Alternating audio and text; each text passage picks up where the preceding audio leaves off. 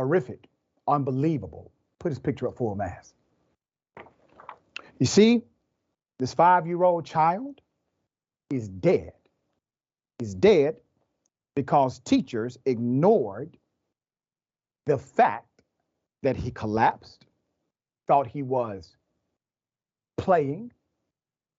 Romeo Pierre Louis is a 5-year-old child who died in his kindergarten recess class on April 5th of last year. A lawsuit has now been filed, and we have more details about this tragedy. The incident occurred at Charter Oak International. This is in Hartford, Connecticut.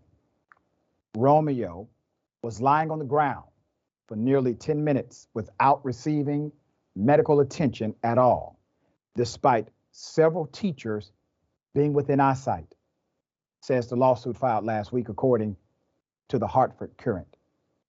Several of the Tyke's classmates told teachers about Romeo's collapse, but the educators assumed he was playing a game children called Play Dead, the suit claims.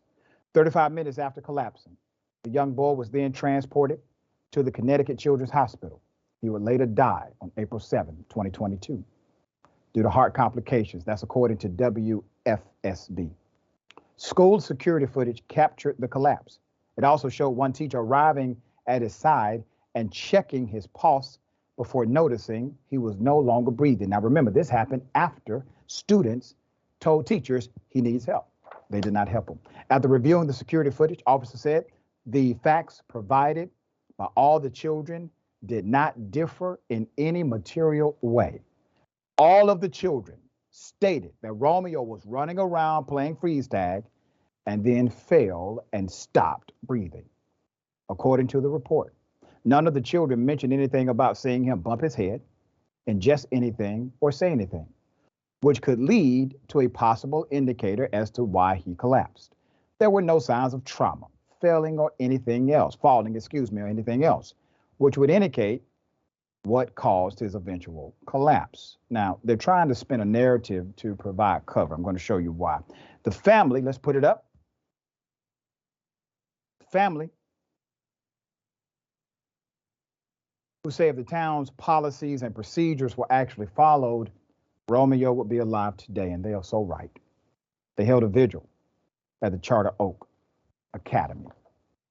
During the vigil, the family showed a video where Romeo recited Bible scriptures and the Lord's Prayer before capturing him being a kid, jumping and doing flips all over his house.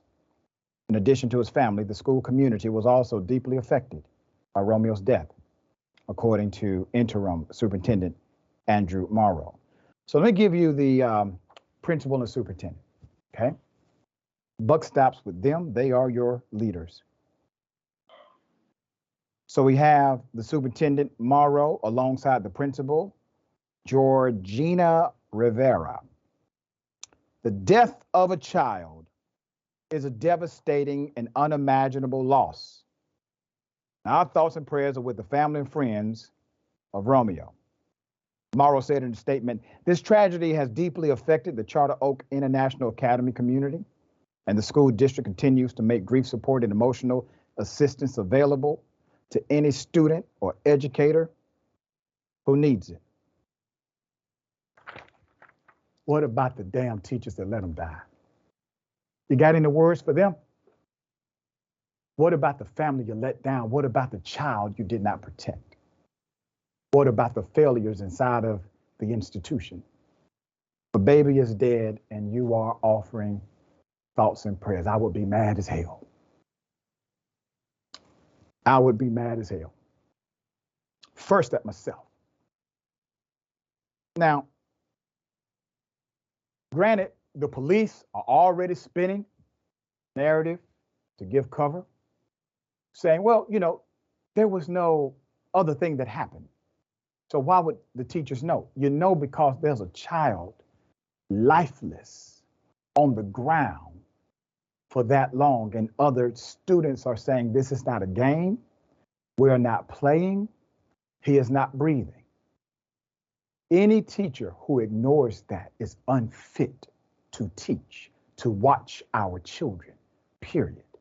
Even if there was no malicious intent, this is called gross negligence. These are children.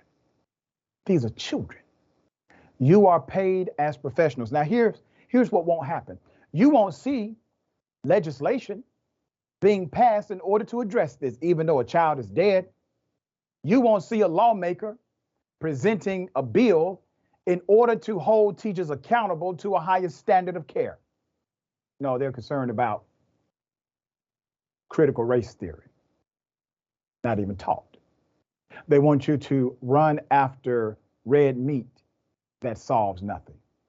This is where a lawmaker actually is effective, right here, to correct a wrong, to remedy a matter that caused the death of a human being.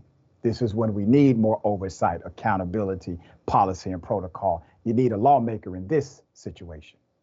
All right, Michael, thoughts here.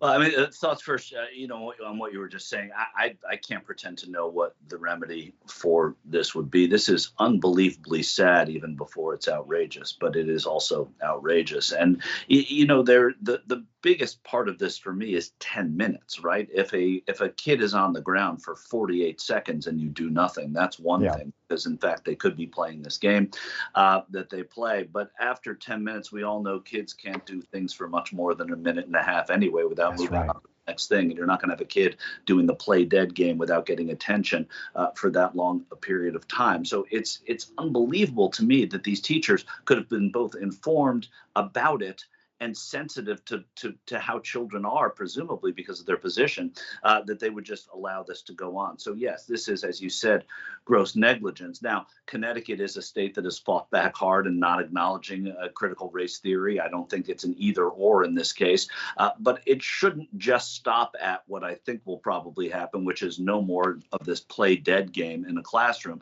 Those are the quick and easy remedies. They're the lazy remedies. There has to be some accountability for teachers in this kind of a case. I don't know, retroactively out of a tragedy, we can't bring obviously poor Romeo back, but at least something can be done here. A Romeo's Law, for example, which does little to the people who love him, but can at least save lives going forward, or at least save health going forward. That seems necessary.